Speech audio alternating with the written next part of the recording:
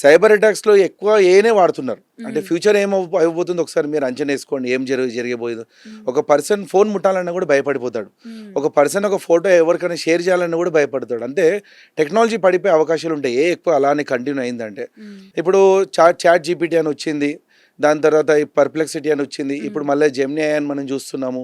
అట్లా ఎన్నో రకరకాల డీప్ సీక్స్ అని ఇలా ఎన్నో చైనా నుంచి కానీ యూఎస్ నుంచి కానీ రకరకాల కంట్రీస్ నుంచి లాంచ్ చేస్తున్నారు.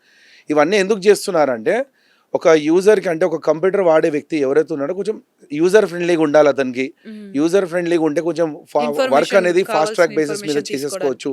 కానీ ఈ ఇన్ఫర్మేషన్ మళ్ళీ ఎక్కడికి వెళ్ళి తీస్తుంది? ఇది జనాలు తయారు చేసిన కంటెంట్ మీదనే మళ్ళీ చూపిస్తుంది. అంటే మనమే చేసింది అది.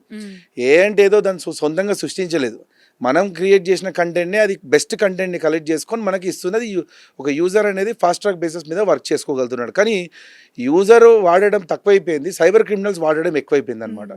ఇప్పుడు నాకు ఆల్మోస్ట్ 19 years ఎక్స్పీరియన్స్. నేను 2006 నుంచి డిపార్ట్మెంట్తో చాలా క్లోజ్గా వర్క్ చేస్తున్నాను.